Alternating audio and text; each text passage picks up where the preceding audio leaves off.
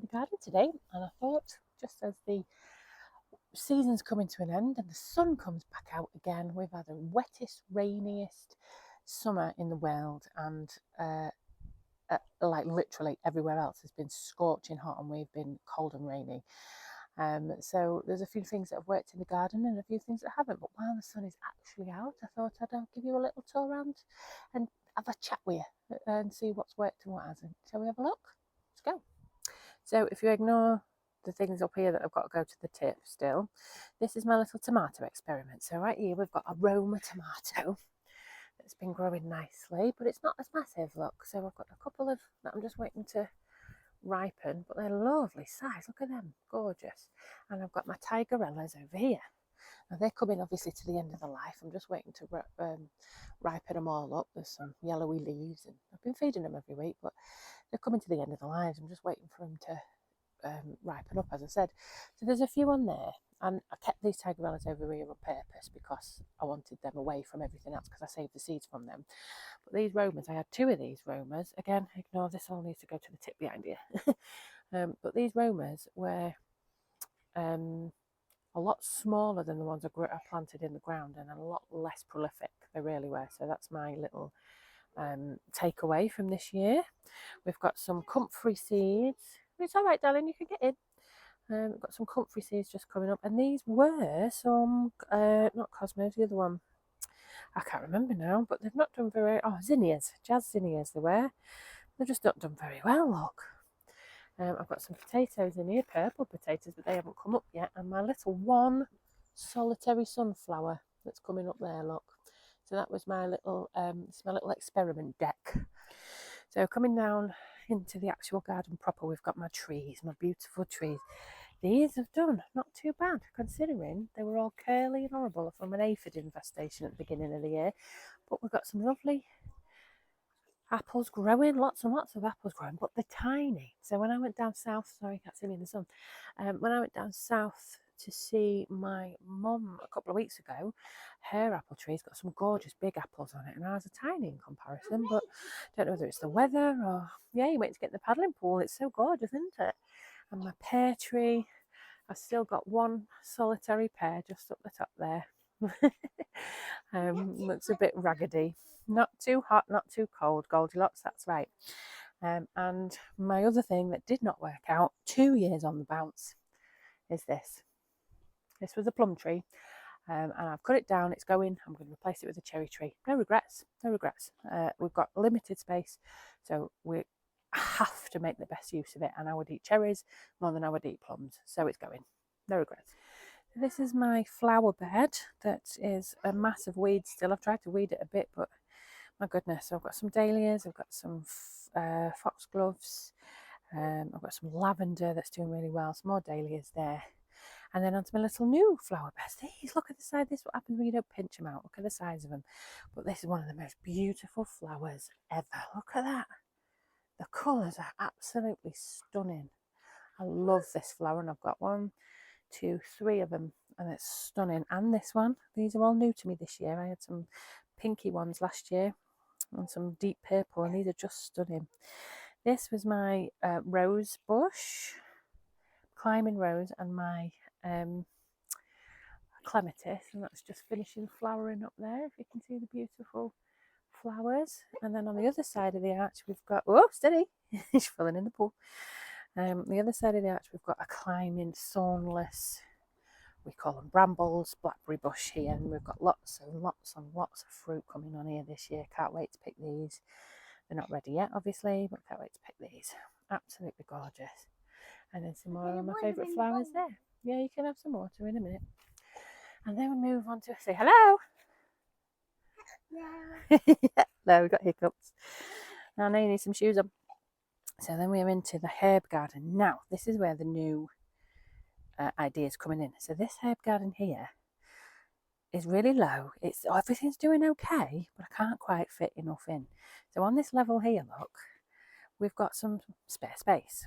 Now, that's all obviously weed suppressing fabric at the minute, but we made 2 pallets. We took the middles out, made 2 pallets. I'm going to make these my herb beds. So all of these I'm going to transplant when it cools down a little bit into these beds. I'm going to fill them with soil, transplant them onto there, and then I'm going to have all of this here. There's my strawberries. I'm going to have all of this as strawberries for next year, and all of that of herbs, because I'm growing my medicinal herbs, my tea herbs, all of that kind of stuff. And we've got room should we need to. It's a mess at the minute, don't judge me, but we've got room to go all the way along there if we need to. So next up we've got this bed. This has just been replanted because these were some Swiss chard, and I've been trying to do chop and drop and not disturb the soil too much, but they keep growing back. I'm like, I can't eat that much chard. But what I've done is I've planted in here a load of carrots. So I've got carrots in this end, and I've got spinach in that end, and some more lettuce, I think, but they're just coming up. My beans, look at me poor beans. They've been eaten to death, look. Poor things, there's literally not one leaf left on them hardly. They're climbing up well, but look, my goodness. I think we'll have to give that over and pull them out. Over as a bad job. But this side, look at these beauties.